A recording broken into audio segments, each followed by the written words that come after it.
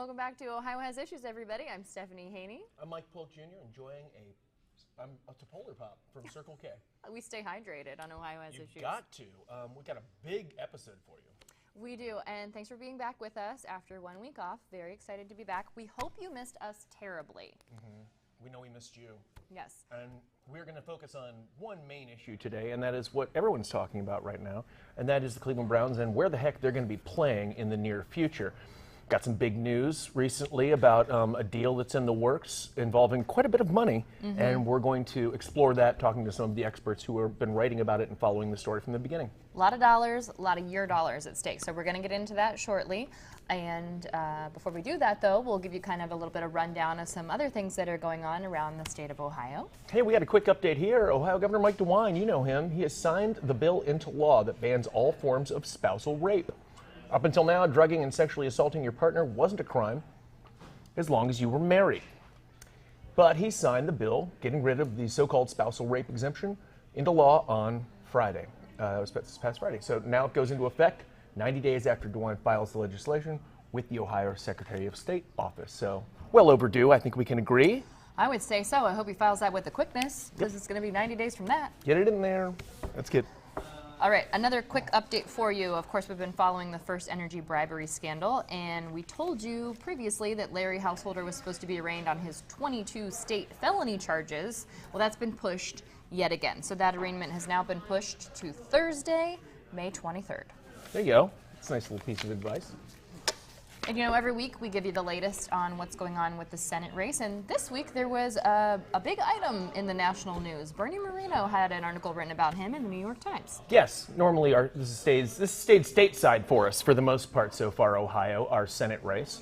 But he got his first little bit of ink. Now this is based on a lot of reporting that was already available and we had seen before. But it was in a national paper, and therefore it got some eyes that hadn't seen it. And some people probably heard Bernie's name for the first time. And why don't you tell them about what they learned? Yeah, and as we get into this, I just want to remind everyone why this Senate race is so important. The race between candidate Bernie Moreno and incumbent Sherrod Brown, our current senator for Ohio, could very likely decide the balance of power in the U.S. Senate. So that being said, okay, now let's get into some of the highlights from this New York Times article. Bylined by 3 people, so that means at least 3 people reported on this story. Of course, then their editors looked at it and the publisher before then. So some of the highlights from the New York Times article, if we can pull that back up on screen there. Thank you, Beebs, our producer over there on the 1s and 2s. Killing it. He is quoted in the article about his family, which has 9 people in it, so him, 6 siblings, and then his mother and father. And it was about them starting out in a 2-bedroom apartment in Florida. So we got some more details about that apartment in this reporting. We learned that it was a 3-bedroom apartment, not a 2-bedroom apartment. More on that there. We did get a comment from the candidates team on that. And his family lived there for 2 months. And after that 2-month period, they bought a 4-bedroom house in Pompano Beach with a pool, ocean access, and a 2-car garage. So here's something that I wanted to mention about the timeline in this reporting. We'll come back to these quotes in just a moment. But the timeline in this reporting mentions that they lived there for 2 months. His father may not have actually lived in that apartment. And the reason that I bring this up is because it's been quoted in the article, it was reported in the article that his father didn't come over for 4 months until after they came over. Okay. And it's said in this article that they lived in that apartment for 2 months. Now this is relevant because the conversation has been 9 people living in a 2-bedroom apartment is what the candidate has said. But if his father never lived there, then that one becomes less person. 8 people. That's right. And it also becomes a 3-bedroom apartment because the reporting in the New York Times is that it was actually a 3-bedroom and not a 2-bedroom. But again, a little bit more on that later. We will get into that. We do not know a specific amount of time. He never said publicly how long they lived in that apartment, so that 2-month, is information that the New York Times reported for us. Okay, so looking back at the article, let's look at some quotes from that article. Moreno, the candidate, is quoted as saying, "We're being raised in an entitled way, and she didn't want us to be raised that way. So she packed up 23 suitcases, 7 kids, and flew to Fort Lauderdale." So that was a statement from the candidate quoted in the New York Times. There's another quote in the article, and this comes from the editor-in-chief of Cambio Colombia. That's a magazine of current affairs and politics, and this person is Federico Gomez Lara.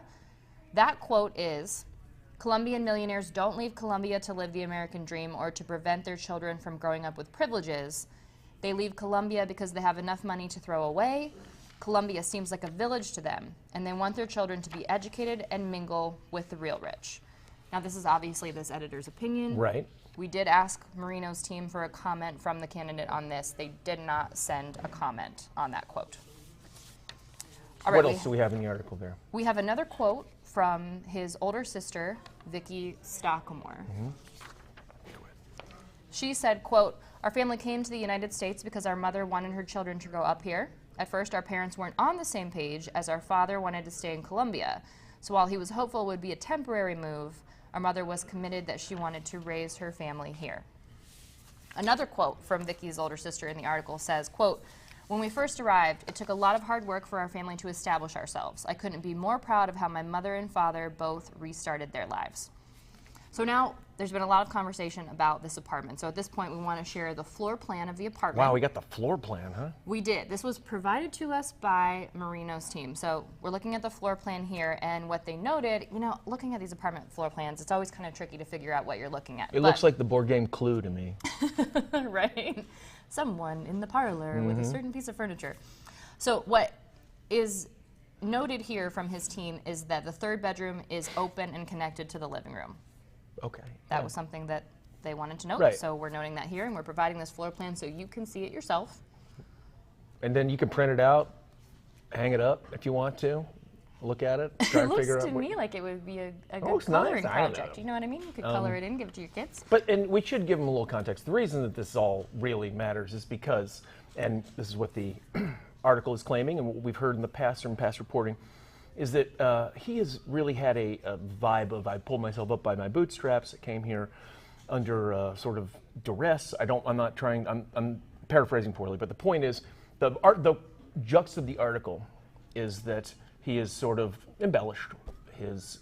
selectively chosen the facts to share and selectively chosen which facts not to share. Yes, which is a very... the article also acknowledges is something that pretty much that all politicians do, one way or another. You want to present yourself to people in the best way, and you want to...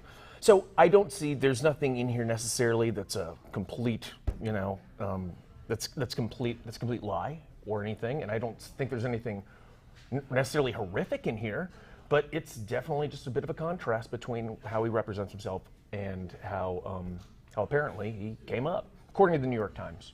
According to his arrival here in the U.S., according to the New York Times. Also want to share a couple more quotes from his older sister, Vicky. Now, these quotes were not in the New York Times article. These were provided to us by his team. A quote from her: "I had to pay my own way through community college because at the time our parents weren't in a financial position to help." And a second quote from her, which is actually an extension of a quote that was in the New York Times article, but this was a piece that was not included in the New York Times article from the paragraph that I was sent from Marinos' team.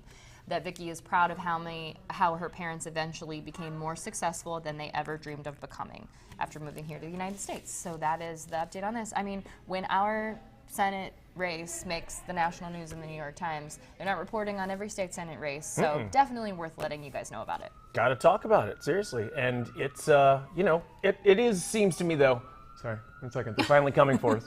Hold for noise. If you hear those sirens, we're they really do kind of portray that as just a, you know, more of an exaggeration than anything. And sort of like your dad saying that he walked both ways to school uphill, you know, in the snow kind of thing.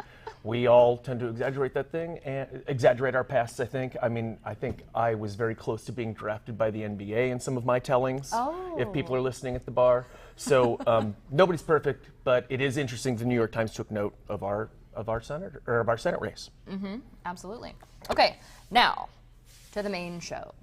Here we go. The Cleveland Browns stadium discussion. To renovate or to build a new stadium?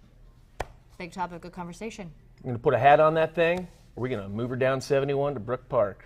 Or what else might happen? We don't know, but everybody's talking about it. So we reached out to a lot of elected officials on this because it involves a lot of elected officials, which is something that we'll explain a little bit later. But the first person we talked to, that you talked to, Well, let's talk about Jeremy Give us Pelzer. a lot of details, Yeah. really interesting details. Jeremy Pelzer, good friend of the show, he is right on top of this. He's talking about what's going on with the new stadium renovations, proposals or semi-proposals, and there's nobody better to learn from about this stuff. Take a look. Here we go, brownies. Here we go, Brook Park brownies. See, it just doesn't work that way, does it, Jeremy? Doesn't hit the same. That doesn't sound right, but who knows? Maybe we'll get used to it. This is Jeremy Pelzer, everybody. You know him. He is the politics reporter for Cleveland.com and the Plain Dealer, doing a great job down in Columbus, despite being stuck down there and not blessed to be up here with us in Cleveland. But you're doing good work, and you just put out a really interesting piece about this recent Browns stadium development where they are asking for a significant amount of money from the taxpayers. First of all, why don't you tell us some of those numbers and how they compare to similar investments that we in Ohio have made in the past? Sure. So the Browns are pitching to lawmakers that they either want a $2.4 billion, I don't know if you call it a dome because it looks to me more like a convention center, but a covered stadium in Brook Park, or they want a $1 billion renovation of the current stadium along the lakefront. And they want to go splitsies with taxpayers on either of those options. So if they do the covered stadium, it would be the Haslams, the owner of the Browns, would kick in 1.2 billion. Then the state would kick in 600 million, and then the city and county would also kick in 600 million, and it'd be roughly the same, for a $1 billion renovation, where taxpayers would kick in about 500 million of that. Boy, that all sounds quite expensive. But we've invested here in Cleveland in stadiums in the past. We've invested recently here in Ohio. Is anything comparable to this?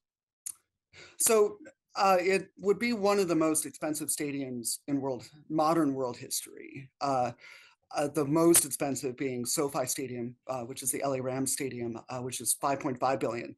Now that's kind of an outlier because that was built entirely with private money. You look at other NFL stadiums currently where they're working to build a new stadium, like the Tennessee Titans have a new stadium underway. That's going to be 2.1 billion, and the public's kicking in 60% of that. The Bills are getting a new stadium for 1.5 billion, and the public's paying about a little more than half of that. Part of it is just, of course, over time with inflation and the building costs and things like that, and that makes it. What makes the cost of a stadium so high just keeps rising and rising. Also because stadiums, what people expect of stadiums now are different than what they did in, say, like 1915, when all you had to do was put up a few seats and have some guy selling hot dogs below it. Now it's almost like a mall. You have to have all these amenities and attractions and skyboxes and stuff, and that jacks up the cost too. I've been to the Dallas stadium, and it's insane. It's like you are inside of like the mall of the future or something like that. It's like a space station. Yeah, so that's what we're investing in now. Can't just have seats. Obviously, got to have escalators and whatnot, and that comes to a staggering cost. But how much compared to things that we've invested in recently here, stadium wise? So in terms of the state, I'm not talking about the city or county right now, Right. but if you look over the past 27 years, what the state has kicked in directly for pro stadium projects, I'm not talking like Ohio Stadium or any of that, but like pro stadium projects, what the 600 million that the Browns are floating from the state would be nearly 3 times as much as the state has spent combined on pro stadiums over the past nearly 3 decades. Right now, the record is Paul Brown Stadium. That's now Paycor, where the Bengals play in Cincinnati, and the state kicked in $50 million for that in the late 1990s. And we've had have we made any investments in stadiums recently here in Ohio within the past, I don't know, several years? Yeah, well, I mean, there's going to be some upgrades to Progressive Field being made. The state recently kicked in $30 million for that. So the state has a history of ponying up money for new stadiums and stadium renovations. The question is whether this particular idea will ride with state lawmakers, and if taxpayers and state lawmakers will think this is a good enough idea to invest this much money. The Browns are quick to add that this money will be recouped through some sort of nebulous, so far, special tax, like you could, because they want to build a whole entertainment district around the new Brown Stadium, if that is what they decide, and then you could tax like hotels and stuff like that, and over time it would pay back, according to the Browns. It would be interesting to see if there are comparable cities who have built comparable situations where it has been economically beneficial or not. I don't know of any. I didn't see anything volunteered by them, and I have seen that those numbers seem to be a bit wishful based on some of the reporting I've seen. But it does make sense that they're going to try and spin this the most positive way possible. How much of this, in your opinion, and I hate to ask you for that, but how much of this, in your opinion, is just part of a negotiating process that we are in right now? Do you think this is a serious initial bid, or you think this is the what they're throwing at us so that when they ask for $500 million, we're not as freaked out? Well, I'm sure that if the city, county, and state called their bluff, even if it was a bluff, and said, "Okay, we'll give you 1.2 billion," the Browns would happily take that money. So it's not like this is like a complete bluff or something. Right. At the same time, I don't have any inside information. There's a lot of people I talk to have a general feeling, and that is hardly a totally reputable source, that this might be a negotiating tactic, and that they'll land that what the Browns really want is to renovate their existing stadium and get the city, county, and state to pay 500 million towards that. I don't know if that's the case. We'll have to find out. But at the same time, either one would benefit the Browns. The Browns say it would benefit the city, and it would be a significant investment. I mean, because it's not just about renovating the stadium. The Browns have also proposed this whole idea of what they want the lakefront to look like, and it's like a competing idea of what Mayor Justin Bibb wants the lakefront to look like. He wants it to look sort of more like Chicago does, where they have public access to the lakefront and more parks and things like that. And Nice. the Browns' idea would be to have economic development along the lakefront. You would have condos and just more business developments and attractions that would generate a lot of money for downtown. So there's competing visions of what the lakefront is like that are wrapped up in this too. So we have to figure out what we are first, it sounds like, before we start shoveling money at anybody for this. So we are still going to have to come up with money for this, and that first figure is what we have to work with right now. How are the elected officials in Ohio that you've heard from or heard comment on this? How are they responding to this pretty large amount of money? Well, first I would say one important person is Governor Mike DeWine, who would have to sign any bill the legislators pass. And he actually told reporters last week that he doesn't think the final ask from the state will be 600 million. He didn't say what he thinks it will be, but he thinks it'll change. Jason Stevens, who's the House Speaker, said basically it's a non-starter for him to spend $600 million. He said the state doesn't have that money. In the past 4 or 5 months, state revenues have fallen far below expectations. And so when the next state budget comes up next year, which is what the Browns are either looking at for this money, that or the capital budget in 2026, there might not be enough money, especially with all these competing things like people want more money for schools. A lot of lawmakers want to get rid of the income tax. So it'll be competing with a lot of other interests looking to get money as well. So, but on the other hand, I haven't heard from a lot of people besides maybe Jason Stevens that it's a total non-starter. Like, people are willing to hear it out. The Browns they met with lawmakers kind of on an informational basis. Like, okay, 30,000 foot view, here's what we're looking at. And they're doing studies now to see exactly what it would cost and what they're asking for. And so a lot of lawmakers are like, well, we want to be good stewards of the taxpayers' money, of course, but we'll wait to see what the Browns actually come up with. It's a tricky thing for them politically, I would imagine, because the Browns are extremely popular. You know this from working where you do. And if you put Browns in the title of an article, you're going to get about 1 billion more clicks. Same thing with at WKYC, the TV station I work at. If you put Browns in something, then people are going to watch it. Ohio loves the Browns, and now politicians are in particularly fiscally prudent, professedly fiscally prudent politicians are in this bind because you don't want to say anything bad about the Browns. You don't want to give Browns fans what they don't want because it's like not liking apple pie or something like that. But they also have to, they can't just say, sure, 1.2 billion, sure, write it off. Well, and also most of the Cleveland delegation are Democrats, and Democrats are in the super minority in the legislature.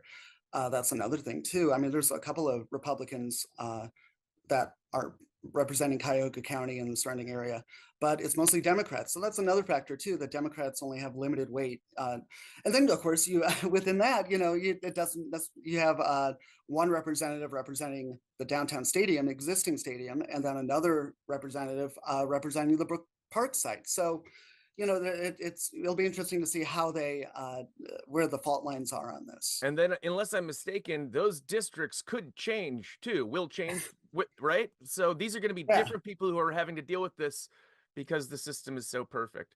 One interesting final note that you brought up in your article that I just thought was worth noting, Governor DeWine, as you said, supportive overall of Brown Stadium improvements, but balked at that initial number and talking about how we have to be careful with, our state funds and whatnot. But then you did bring up that his family has a strange little connection to this in a way, don't they? Well, not to this necessarily. The DeWine family owns the Asheville, North Carolina Tourists. That's a minor Right. league baseball team. I think they're either a Rockies or an Astros minor league team. But last year, the DeWine family asked the local government for tens of millions of dollars to renovate their stadium in Asheville. I've actually been there. It's a pretty nice stadium, but it's a pretty old stadium. Mm. And the local government approved tens of millions of dollars for that. So, this is something that the DeWine family knows a lot about because they personally were involved in this type of thing last year. Right. It does make it a little trickier to say, look, we got to be careful. We can't be investing in stadiums. And then somebody's like, what about North Carolina? It's like, it's different.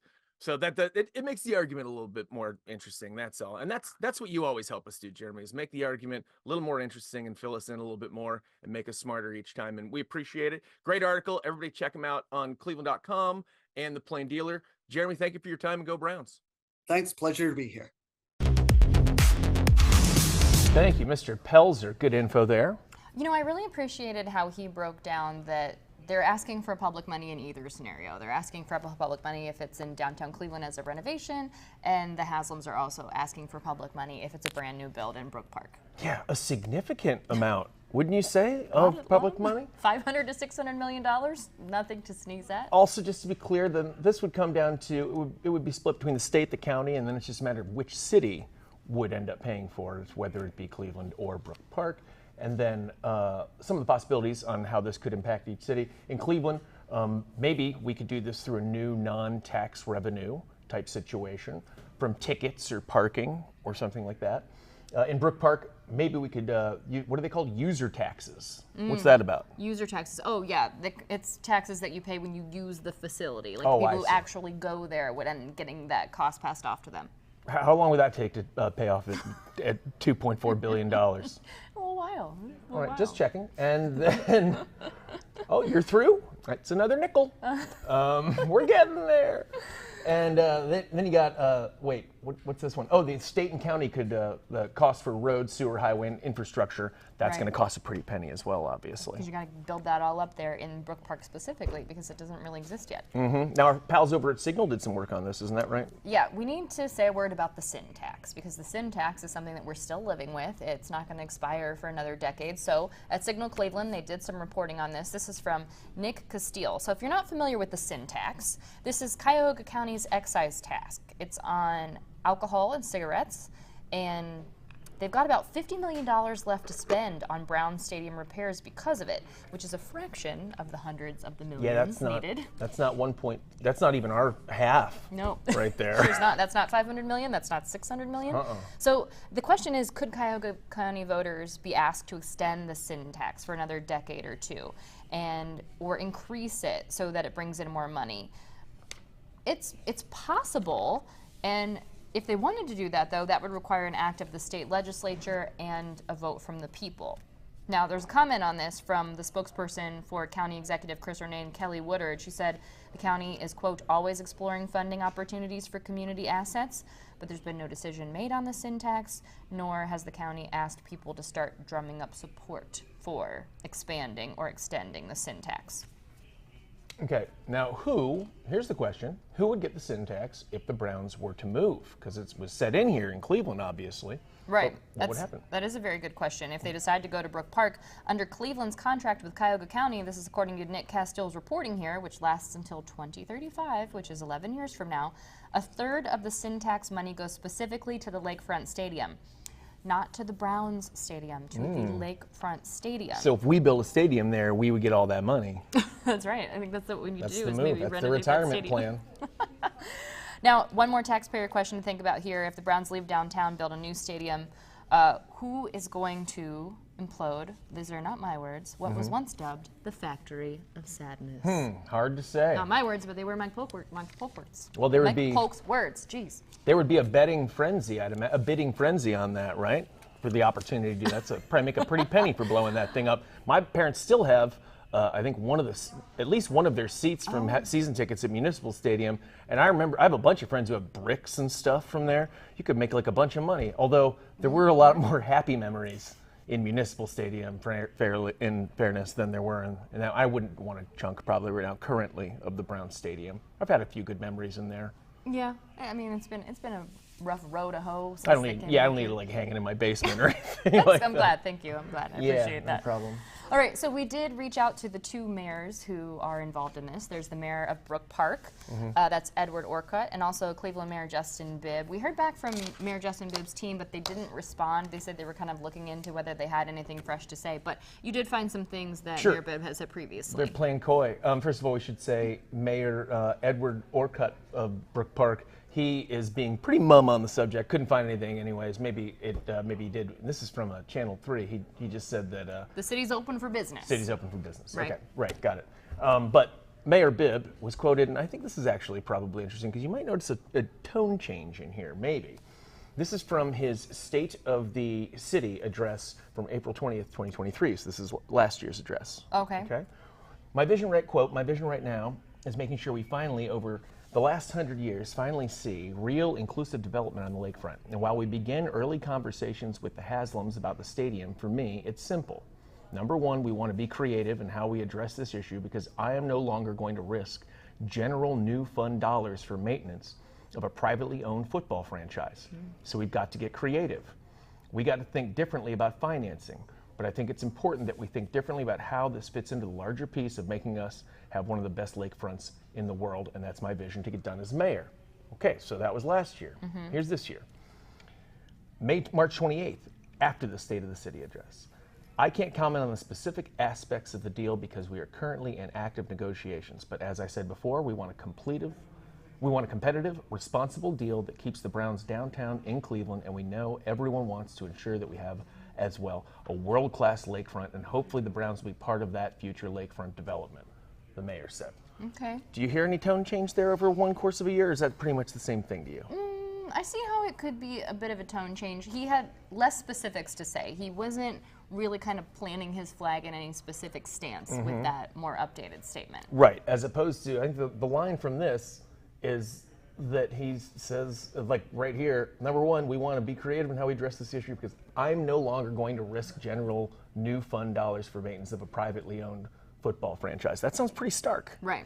Sounds like he might have softened a bit over the last year maybe, and maybe that's part of just being in office, maybe it's feedback, or maybe I'm completely wrong.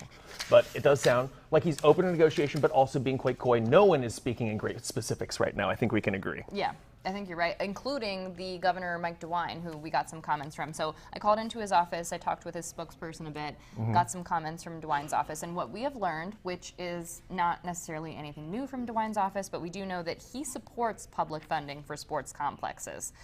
And makes sense because, as Jeremy Pelzer told us, his family actually owns a minor league team in North Carolina, and they were able to get tens of $millions in public funding for the facility for that. So that wasn't too long ago. I'm sure that's not exclusively the reason, of course, but yes, No. it is. It's color. It is a factor for sure. But I think that in general, he says that it's the the quality of life that it improves. I think you'd say, and it's true. I mean, everyone loves the stadium. Obviously, everyone loves coming downtown and seeing the Browns and stuff. But you know, it is if we're talking about quality of life, we should do what the Plain Dealer did and look at like some actual like things that you can get with this would be with our investment of 1.2 million. They actually looked into it. This is an article that I enjoyed very much, and they looked into what you could get for. This wasn't even 1.2 million. This was for just 300 million. This is back 300 million. Okay, so just to clarify here, we're talking Just about a $300 $1.2 billion project. Yes. Where the public would be footing $600 million of the bill in Brook Park. Yes. That's the Browns' proposal. Okay. Good. Thank you for that. I appreciate it. So this is by Lucas Depril from Cleveland.com. Great article. So what this says is that this is based on the 300 million. You're thinking to yourself, what could we get for 300 million? So for that price, Cleveland could fund its entire 562 employee division of recreation at the proposed 2024 levels for 16 years. So that would be nice. Cleveland's parks and rec centers are in pretty bad shape right now. Let's take a look at Beechwood's $3.2 million investment here. They completely rebuilt their playground. So this is Beechwood. For $3.2 million, they built an ADA accessible playground, both rubber and turf surfaces, a rock wall, zip line, sand play component, all the good stuff, the stuff you want to play on, kids. With $300 million to spend, Cleveland would be able to build 93 of those playgrounds for kids to enjoy throughout the greater Cleveland area, which is a lot of playgrounds for kids to enjoy, and more than the 30 hours a week that the Browns play, really, or 30 hours a year that the Browns play real football in there. So just something to consider. I think we got one more here. Good. With $300 million, this is for pools. I'm not even going to get into the pools. It's too embarrassing. But okay. Just trust that just trust that this article gets into some real specifics about how much we could actually be doing here with this kind of money. And so it's something you have to take into consideration when you're saying quality of life. And what is quality of life? To some people, it might be something different, like having really nice playgrounds. That's true. It's a good point. Now, when Governor DeWine's office was talking about it, they were talking about it in terms of bringing these people in who would build their big campuses here, like big companies, and bring in new workers and that kind of stuff. That's something that was specifically mentioned. Might be excited to see the stadiums. Right, the stadiums. Right. That'd be a draw, and that would be cool too. But in fairness, we also have to point out that according to U.S. News and World Report, Ohio is also number 43 in public health, number 46 in pollution, and number 39 in employment rate. So I hope they enjoy the stadiums, but those are some pretty stark numbers too as far as quality of life goes. For sure. So, and Jeremy Pelzer did not mince numbers. This would be the most expensive modern day stadium if it happens. Not that you don't deserve it, Cleveland, but let's face it, we got some needs around here. It's a lot of money. You know, you got to talk about the budget. That's part of being an adult, is talking about the budget. Mm-hmm. Also, when I was speaking with DeWine's office, they did make mention of the fact that the lifetime of the stadium is like 30 years. So, other stadiums in town asking for money, we got to establish a kind of a precedent here. If you're going to be handing out hundreds of millions of dollars of public money, how do you say no to some and yes to others? How do you say no to that roller rink that the kids really want, Right? Or the dance barn for the dance city. All right, I think we should take just a moment here to acknowledge that some breaking news just happened. Oh yeah, I heard about this. The Cleveland Browns schedule has been released. What? So let's take a look at it. We just got it sent over to us from Tyler Carey, our fantastic digital producer. He's always on top of it. So we did know that game 1 was going to be September 8th against the Dallas Cowboys. So that is the home game. Okay, we are opening up the season at home. But where's it go from there, Stephanie? Well, week 2, we are in Jacksonville, in Florida. Mm-hmm. Week 3? Week 3, the New York Giants are coming to Cleveland. Week 4? Week 4, everyone is going to Vegas. We're all getting on a plane and we're all going to Vegas because that's where they're playing week 4. Frontier's going to be a disaster. Hey, that's the end of September. That's still a bit of pool season too, by the way. Get in there. All right, week 5, they are at the Washington Commanders. Week 6, let me see if I can keep these weeks straight. In Philadelphia against the Eagles. Okay, good. Coming back home week 7 to the Cincinnati Bengals. Followed by, no shocker there, week 8, the Baltimore Ravens. We're always kind of seeing them pretty close together. Then we got the Chargers, November 3rd. Then finally our bye week. Get a little breather there. Then we got the New Orleans Saints on the 17th of November. The Steelers were playing on November 21st. That's a Thursday home game. Thank you. It's a Thursday home game. Then we're going to Denver for a Monday Night Football game on December 2nd. Are you loving this riveting internet political show right now, everybody? December 8th, we're going to Pittsburgh. And boy, I hope that should be fun. Based on their schedule, which I'm really sorry. Any Pittsburgh fans who are watching, I saw that. It's tragic. Then we got the Chiefs, a pushover Here, December 15th. at home, December 15th. Good luck coming to our house. Hi, Taylor. Then we have December 19th. That is the Thursday. They're spoiling us. That's the second Thursday night game. In Cincinnati. In Cincinnati. That's one for the ages. And then December 29th, Miami Dolphins. That's here. Home. So Miami's going to have to come here and play in our chilly, cold, roofless, Which, as we know, has wicked no stadium. dome. No dome. And then our last game against the Baltimore Ravens, the time is to be determined. that sort of means like it depends how your season goes. If things go how they sometimes go for the Browns, it'll be like like 9 a.m. probably, and you can only watch it on Bally Sports Mountain. In Baltimore. A couple highlights, though. Just want to give you some quick stats. 4 primetime games in the last 7 weeks. So that's fun. Maybe people are thinking the Browns might be having an okay season. The Dolphins game is scheduled right now. You know, these things can flex at certain times, but Week 17 it's scheduled to be on Channel 3 in Cleveland on WKYC. What? Right here on Channel 3? Uh-huh. Is Thursday night, have we determined that Thursday night is an honor because it's prime time, or is it a punishment because it's Thursday night? Is that, it's a great argument. I think it depends on what's happening with you the next week. You know what I mean? I think that's a major factor there. Okay.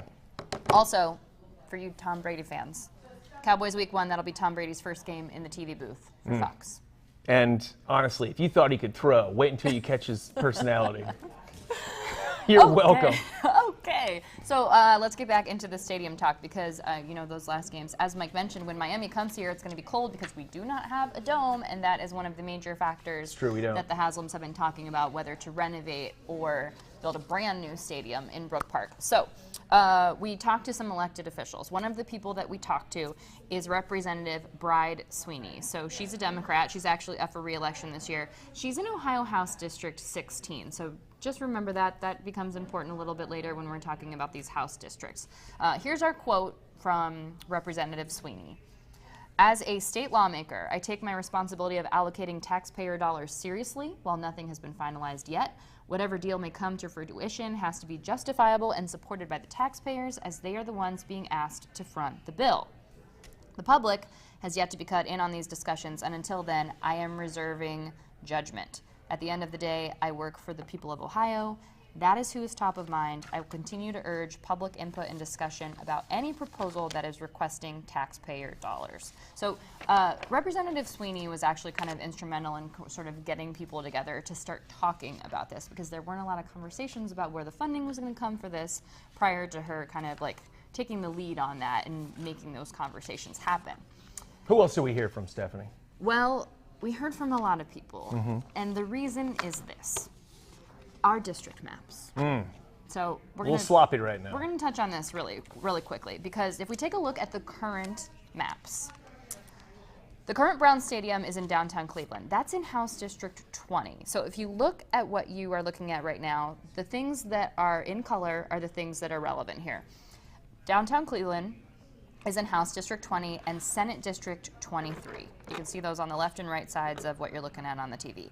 Now, the proposed Brook Park Stadium, as things stand right now, today, in May 2024, is in House District 17 and Senate District 24. So if this were all handled before November's election, which it won't be, those are 4 voting districts that would be involved, 2 in the House and 2 in the Senate. Now, if they're handled afterwards, what would happen? Well, I'm so glad you asked, because the maps, they are a-changing. Oh, yeah, they're changing. They're changing at least once. We'll see what happens, more on that later, but in the map that will go into effect for the November election, you're looking at how districts change. So this is what you can see will be the district maps for the Ohio House and the Ohio Senate. Just as a refreshing reminder to everybody, this is happening because we are currently districted under illegal maps that were considered to be illegal by the bipartisan Ohio Supreme Court several times. But we had to use them because we ran out of time. So we're still here, but they are being changed in 2024, which is why these districts and your legislature members are going to be changing. Right. So those maps, many maps were voted down multiple times. They couldn't come to an agreement on it. Now, in fall of last year, in 2023, the districting committee, as it currently stands, did come to an agreement on maps. They did have Republican and Democratic support, which has been called into question. So what happened was the lawsuits that were existing were thrown out. The Ohio Supreme Court, because are you all writing this down? Right. So long story short, what you need to know is that these maps were agreed upon in fall of 2023, and they are what will be in effect when you go to the ballot in November. So let's take a look more closely at the House map changes. First, the Ohio House. The existing Brown Stadium downtown will be in the same House District 20, but the proposed Brook Park Stadium will be in House District 15. Okay? Now let's look at the Senate map changes. The existing Brown Stadium will be in Senate District 23, but the proposed Brook Park Stadium will be in the new Senate District 24. And that is a major difference in what those maps will be. And that's obviously relevant because these are the people who are negotiating now might not be the same people who are going to be around, and they might not even have the same districts at that point. Right. So basically, these elections will be happening in all of one of these districts, and there's going to be people who are talking about this now that won't be in play. So right now, Senator Nikki Antonio, who represents the Senate district where the Brown Stadium currently is, she's going to be in office. She's not being reelected. She's not up for reelection until December of 2026. So we reached out to the candidates who are relevant and got comments from people who responded back to us. So what we want to tell you right now is who's going to be up for election in the districts that matter to the Brown Stadium plans. So in Ohio House District 20, we can tell you, right now, that's where the current Brown Stadium is. The current representative is Terrence Upchurch. He's a Democrat. He's the incumbent. He's being challenged by Donna Walker Brown, who is a Republican.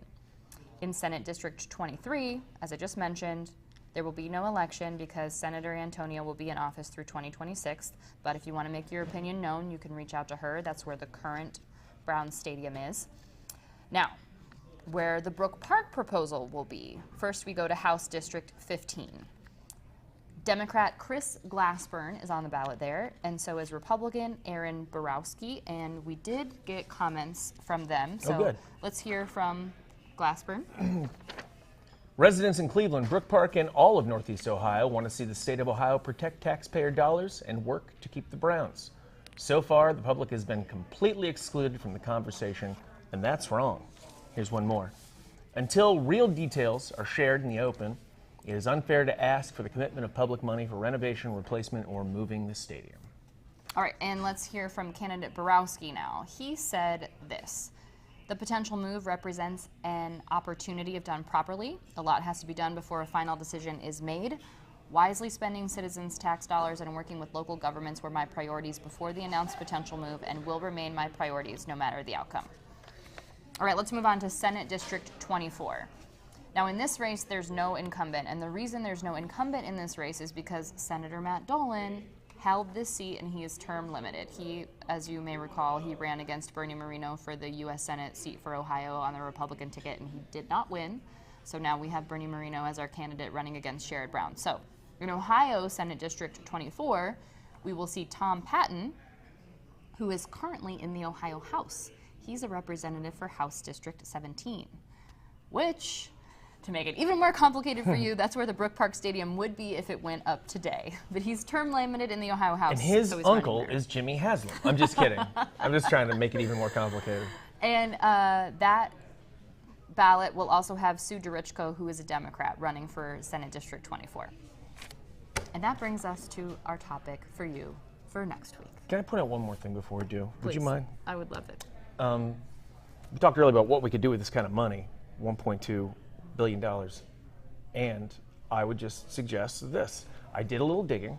Yes, I love the Browns. I want to see a new stadium and everything. That'd be great. But for $1.2 billion, everybody, let me introduce you to this jet ski. She's a Yamaha VXC. This is not even any of the fancy features on it or anything. She's running for $10,199. That's without any big features on it. Seating capacity 1 to 3. It's low end, but you're getting a lot of bang for your buck. Now, I did the math on this, and at $1.2 billion. Which would be the whole cost of the project, not necessarily the public funding. No, 2.4 would be the public funding. Would be 1.2. We'll argue about it. At $1.2 billion, we could get ourselves 117,658 of these jet skis, and we could just be tearing up Lake Erie together right we could play now football on them as a unit and having fun. And I'm just saying, I could go either way, but just know that think about all of us and how cool Cleveland would be if there were over 100,000 of these out there. That would be amazing. Yep, and horribly dangerous. And so close All right, together. I'm sorry, go on. What's next week? Well, we're going to talk more about that jet ski proposal. No, we are going to talk about redistricting again next week. Pretty important. It's super important. If you haven't signed the ballot measure, to at least put it on the ballot so people can vote on it and have a conversation about it. We encourage everyone to sign the measure so at least we can have the conversation. Absolutely. I am all for everything getting on the ballot. It's giving people the opportunity to vote for it. Perfect. And this is the redistricting measure that would attempt to try and make our districts a bit more even-handed. We'll get into the details about all of that and the statistics and what we know about the numbers, how many people are registered each way here in the state versus how many people are actually in office, as we break it down with the percentages as opposed to the registration here in Ohio. So we're going to be talking about that next week because it really gets to the root of everything because of voting, and that's what matters. And we're talking about the election in November, which is a very big deal. Tick, tick, tick, folks. Thanks again for watching. All right, we'll see you next week.